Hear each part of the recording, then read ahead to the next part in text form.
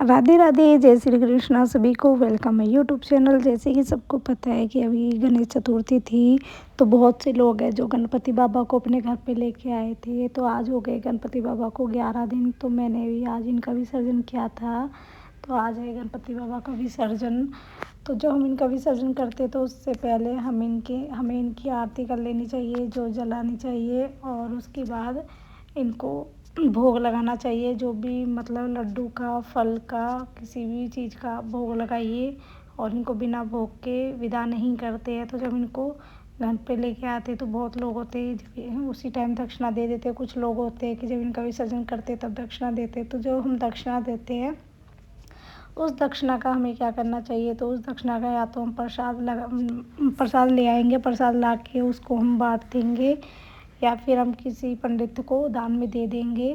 तो उसके बाद हमने जो जला के भोग लगा देना है। भोग लगाने के बाद ही उनको विदा करेंगे, क्योंकि जो गणपति बाबा होते हैं वो हमारे घर पे एक अतिथि की तरह आते हैं।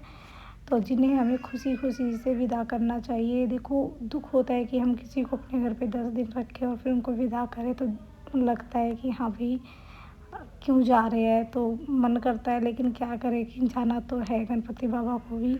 तो जो हम घर पे विसर्जन करते हैं हम कैसे करेंगे, तो हमें टब में एक पानी भर लेना चाहिए। पानी भर के उसमें कुछ फूल डाल लेंगे। फूल डालने के बाद हमें जो कलश रखी है, गणपति बाबा को एकदम से नहीं उठाना चाहिए, उनको थोड़ा थोड़ा पहले हिला देना चाहिए। उसके बाद ही हम उनका विसर्जन के लिए उठाएंगे। तो जो हमने सुपारी रिद्धि सिद्धि के लिए रखी थी, ये रिद्धि सिद्धि है, तो उनका हम अपने घर में पूजा के यूज में कर लेंगे।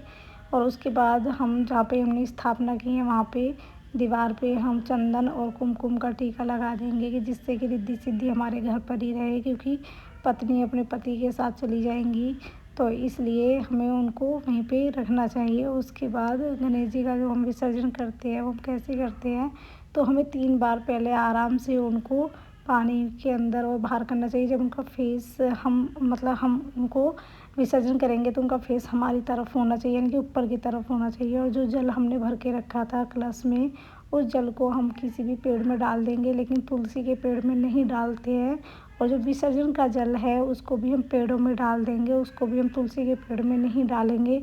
और जब गणपति बाबा को विसर्जन करने से पहले अपनी जो मनोकामना होती है वो उनके कान में बोल देनी चाहिए, कि हे गणपति बाबा, इस साल आप मेरे घर पे आए हो, तो अगले साल भी ऐसे ही आना और मेरे घर में सुख शांति रहे। और अपनी मनोकामना उनके कान में बोल देनी चाहिए।